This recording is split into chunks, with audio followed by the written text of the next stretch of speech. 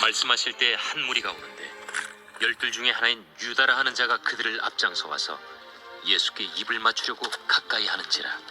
유다야, 네가 입맞춤으로 인자를 파느냐?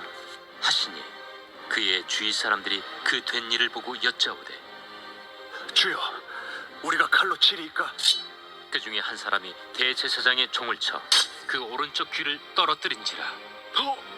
예수께서 일러 이르시되 이것까지 참으라. 그 귀를 만져 낫게 하시더라. 예수님은 십자가에 달려 돌아가시기 전날 밤에 제자들과 함께 예루살렘 뒤편에 있는 올리브 나무가 많이 심겨진 그 동산에서 기도를 하고 계셨습니다. 그런데 예수님의 제자 중 한 명인 가룟 유다가 예수님을 배신하고 칼과 몽둥이를 든 무리들을 이끌고 올리브 동산으로 예수님을 잡으러 왔습니다. 오늘 본문 48절에 보시면 가룟 유다는 예수께 입을 맞추려고 가까이 나옵니다. 여기서 입을 맞춘다라는 말은 이 얼굴과 얼굴, 즉 뺨을 이렇게 서로 맞대는 그런 유대인식의 그런 인사를 의미합니다. 이것은 단순한 인사가 아닙니다. 내가 상대방과 뺨을 서로 마주친다라는 것은 이것은 가장 친절한 인사 방법입니다. 더불어서 내가 상대방을 존경하고 내가 상대방을 사랑한다라는 그 표현이 바로 뺨을 이렇게 서로 맞대는 그런 인사입니다. 가룟 유다는 배신의 입맞춤으로 예수님을 기만하고 있는 것이죠. 예수님은 이를 잘 알기에 유다야, 네가 입맞춤으로 인자를 파느냐? 예수님의 이 말씀은 가룟 유다에게 회개를 촉구하는 그런 말씀입니다. 주님의 마음이 담겨져 있는 말이죠. 가룟 유다에게 잘못을 돌이킬 수 있는 그 기회를 주는 것입니다. 가룟 유다가 입을 맞춘 그 사람이 바로 예수다. 이미 그렇게 작전을 짜고 이 올리브 나무 동산에 올라왔기 때문에 칼과 몽둥이를 든 무리들은 예수님을 포박하려고 이제 달라들었습니다. 그러자 예수님 곁에 있던 제자들이 들고 있던 칼 2자루를 막 휘두르게 됩니다. 맞서 싸우는 것이죠. 오늘 본문 50절에 보시면 그 중에 한 사람이, 여기 그 중에 예수님의 제자 중에 한 사람이 칼을 뽑아들고 지금 저항을 하고 있습니다. 요한복음에 보면 이 칼을 휘두른 사람이 누구냐? 베드로라고 적혀 있어요. 이 베드로가 칼을 휘둘렀는데 그때 대제사장의 종의 귀가 탁 이렇게 그 칼에 떨어져 나가게 됩니다. 여러분, 가룟 유다가 사탄의 유혹을 이기지 못해서 예수님을 배신했다면 이 올리브나무 동산에서 예수님이 제자들에게 기도해라, 기도해라, 시험에 들지 않게 기도해라 그리 이야기했지만 결국 기도하지 못했던 이 제자들, 특별히 베드로는 그 울분을 참지 못하고 칼을 휘둘렀던 것입니다. 베드로가 대제사장의 귀를 칼로 촥 이렇게 잘라 떨어뜨리자 예수님께서 뭐라고 말씀하셨습니까? 오늘 본문 51절에 보시면 예수께서 일러 이르시되 이것까지 참으라 하시고 그 귀를 만져 낫게 하시더라. 예수님은 이것까지 참으라 그리 말씀하셨습니다. 여러분, 이게 어떤 의미일까요? 참으라라는 것은 알겠습니다. 뭐 별 문제 없죠. 쉽게 이해가 됩니다. 근데 이것까지 참으라, 도대체 이것은 무엇일까? 도대체 어느 정도의 것을 참아야 되나?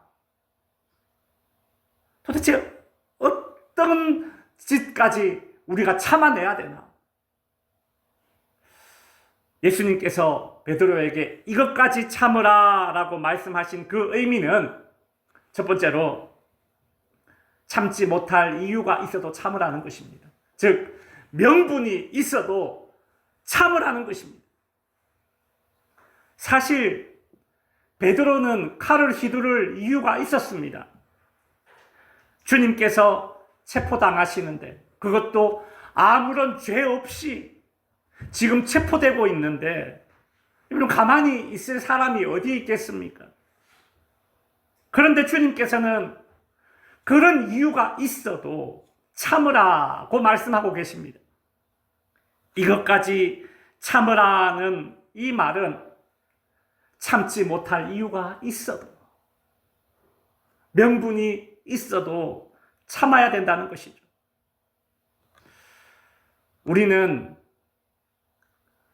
상대방을 향해 칼을 들 만한 그런 충분한 이유가 있을 때가 종종 있습니다.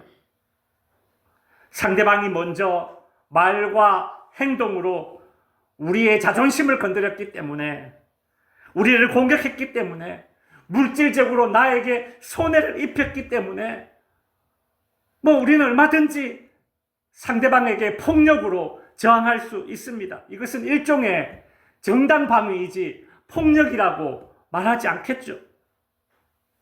그러나 그런 이유가 있을지라도 주님은 우리에게 참으라 그리 말씀하십니다. 여러분, 참았기 때문에 진 것이 아니라 이긴 사람이 많습니다. 참았기 때문에 진 것이 아니라 결과적으로 이긴 사람이 많습니다. 여러분, 미국 초대 대통령 아브라함 링컨을 아시죠? 이 아브라함 링컨이 미국의 초대 대통령인데 정치적으로 이 적들이 많았습니다. 그 중에 이 아브라함 링컨을 가장 강하게 이렇게 맞섰던 사람이 누구냐면 에드윈 스탠톤이라는 사람입니다. 이 사람은 링컨이 어떤 정책을 내놓든지 간에 사사건건 물고 늘어지고 링컨을 향해서 저질이다, 광대다 이런 인신공격을 했던 사람입니다. 하루는 이 스탠톤이라는 사람이 이런 말을 했습니다. 야, 나는 저 아프리카까지 가가지고 고릴라를 잡아오는 그런 탐험가들이 이해가 안 된다. 왜냐하면 우리 미국에 이미 고릴라가 있기 때문이야. 그 고릴라가 누구를 가리키겠습니까? 아브라함 링컨. 사진 한번 위로 올라가 보세요. 털이 수북하게 난 이 아브라함 링컨을 빗대어서 이 스탠턴이 한 말이에요. 오리지널 고릴라다 이러면서 말이죠. 원조 고릴라다 그 뜻 아닙니까? 참 초딩들이나 알 법한 그런 말장난을 하잖아요. 근데 여러분, 이게 은근히 기분 나쁩니다. 그렇죠? 유치하지만 이게 이 데미지가 차곡차곡 쌓인단 말이에요. 근데 이 아브라함 링컨은 그렇게 자기를 비방하는 그 스탠톤에게 아무 대꾸를 하지 않았습니다. 훗날 이 링컨이 이제 대통령이 되었는데 남북전쟁이 발발하자 이 아브라함 링컨이 어떻게 했느냐면 자기를 그렇게 대적했던 이 스탠톤을 국방부 장관 자리에 떡 앉히는 것입니다. 그래서 주변에 이제 링컨의 지인들이 만류를 했습니다. 아유, 취소하시죠. 저 사람은 대통령을 그렇게 막 반대했던 사람 아닙니까? 그러자 이 링컨이 이렇게 말했습니다. 내 판단으로 이 시대에 필요한 사람은 바로 스탠턴이다. 이 시대가 어떤 시대예요? 전쟁의 시대예요. 이 시대에 필요한 우리를 전쟁에서 승리로 이끌 사람은 저 스탠턴이 적임자다. 그렇게 이야기하면서 국방부 장관에 결국 앉혔고 그 남북전쟁에서 승리를 하게 됩니다.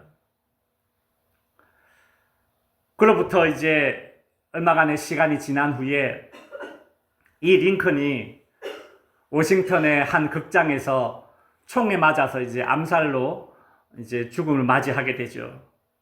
그때 총소리가 팡팡 났는데 모두가 다 막 겁을 먹고 막 도주를 하는데 이 스탠턴이 맨 앞자리에서 이 쓰러진 링컨에게 달려가서 끝까지 대통령 곁을 지켰습니다. 후에 이제 링컨의 장례식에서 이 스탠턴이 조용하게 이제 이런 말을 남겼습니다. 여기 누워있는 이분은 우리 미국이 소유할 수 있는 최고의 인품을 가진 사람 중에 한 명이다. 그렇게 말했다고 합니다. 여러분, 요즘은요, 사람들이 어떤 일에 명분을 얻게 되면 막 칼 휘두르는 것을 주저하지 않는 시대입니다. 이것이 정의다라고 외치면서 피 흘리기를 주저하지 않습니다. 그러나 성도 여러분, 주님은 제자들에게 그리고 우리에게 말씀하십니다. 참지 못할 이유가 있다 하더라도, 즉 명분이 있더라도 한번 참아보라고 하십니다. 주님의 이 말씀에 순종할 때에 참는 자가 어떻게 승리하는지를 경험하게 될 것입니다. 이것까지 참으라 하는 이 말씀의 두 번째 의미는 그 이상의 것은 안 된다라는 그 의미가 담겨져 있습니다. NIV 영어 성경에 No more of this라고 되어 있어요. 이거 그냥 직역하면 무슨 뜻입니까? 이건 이상의 것은 안 돼. 그 뜻 아닙니까? 여러분, 예수님께서 베드로에게 이것까지 참으라 라고 말씀하신 때가 언제였습니까? 귀 한쪽을 잘랐을 때였습니다. 따라서 예수님께서 이것 이상은 안 된다라는 이 말씀은 오른쪽 귀를 자른 것 그 이상 행동을 하지 말라는 것입니다. 사람은요, 가만히 놔버려 두면 내리막길에 세워진 자동차처럼 그냥 내려갑니다. 더 내려갑니다.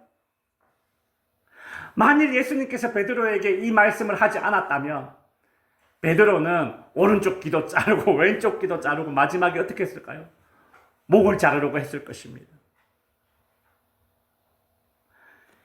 이 말씀을 오늘 우리는 어떻게 우리 삶에 한번 적용해 볼 수 있겠습니까?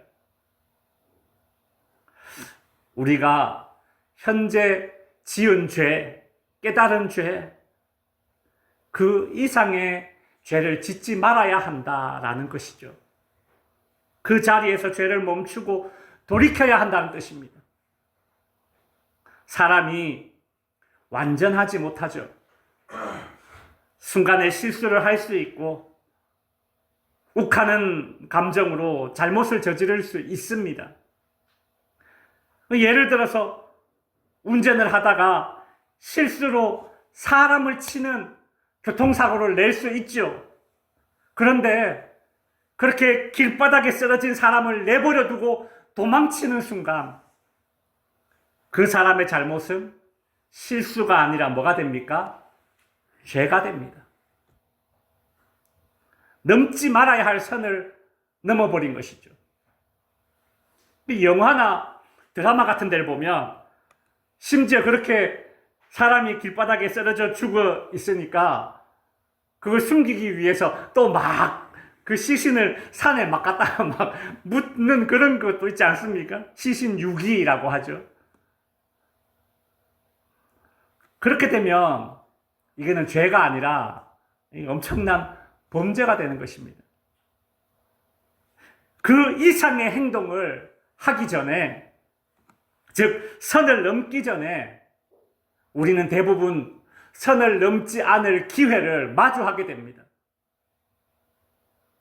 베드로에게 예수님께서 시험에 들지 않게 깨어 기도하라라는 말씀을 주셨듯이 가룟 유다에게 네가 입맞춤으로 나를 파느냐라고 마지막으로 돌이킬 기회를 주셨듯이 우리 모두에게는 어떤 선을 넘지 말아야 할 그 기회를 주십니다.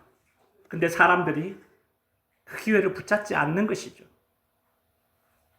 실수가 죄로 업그레이드되고 죄가 더 나아가서 아주 완고한 그런 아주 굳은 살처럼 그렇게 죄악으로 그렇게 업그레이드 되지 않도록, 선을 넘지 않도록 이것까지 참으라, 그 이상은 안 된다라고 말씀하시는 그 주님의 음성을 우리는 새겨들어야 합니다.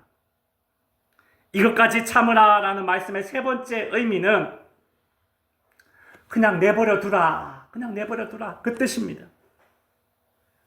이게 헬라어 원어로 보면 이들을 내버려 두라 그리 되어져 있습니다.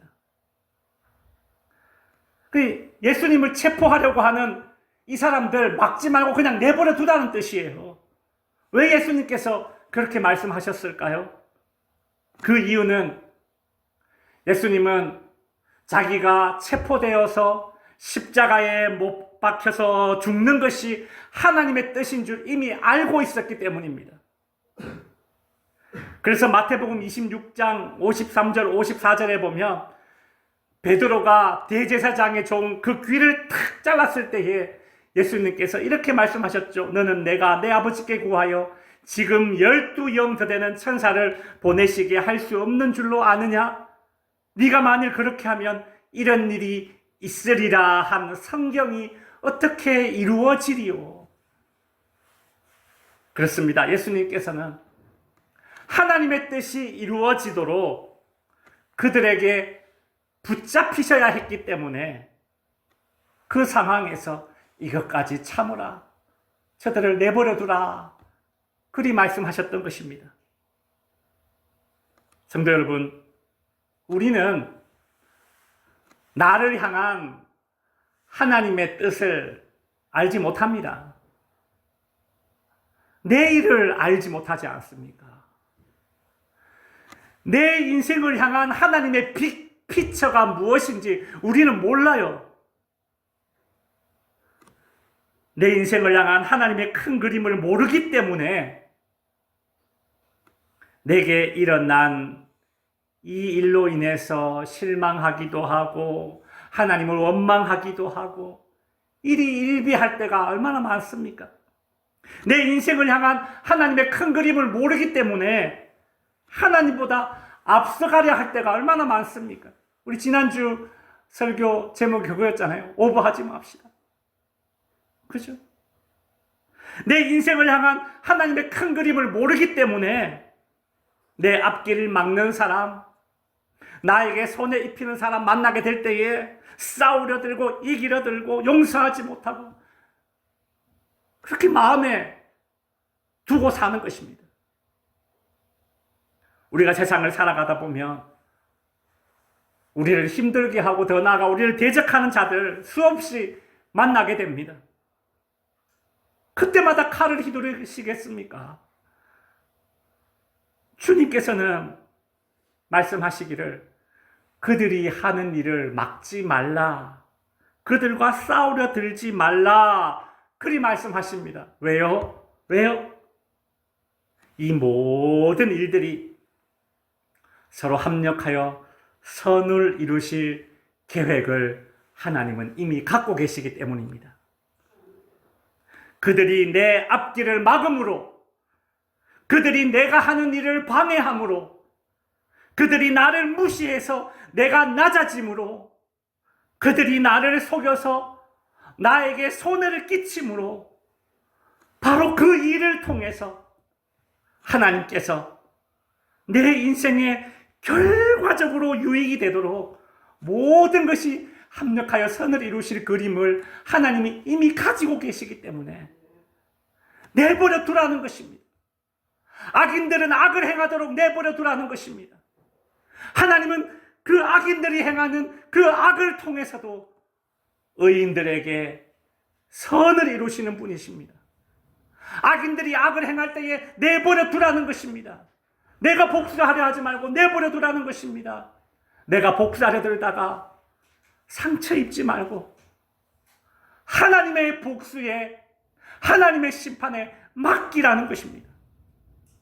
여러분, 요셉이 형제들에게 팔리고 억울하게 감옥에 갇히는 일이 있었지 않습니까? 그런데 그때에 하나님께서는 그 일을 막지 않으셨어요. 요셉이 형들에게 팔려서, 그죠? 해외로 막 그냥 인신매매 팔리듯이 팔리게 하시고, 또 억울하게 감옥에 누명을 쓰고 감옥에 갇히게 하시고, 하나님께서 그냥 내버려 두셨습니다. 왜요? 그 모든 일을 통해서 요셉을 애굽의 국무총리로 세우시기로 계획하셨기 때문에.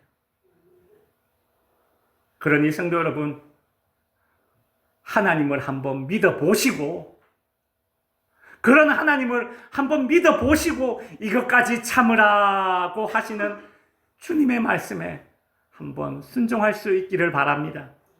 말씀을 정리하겠습니다. 어떤 분이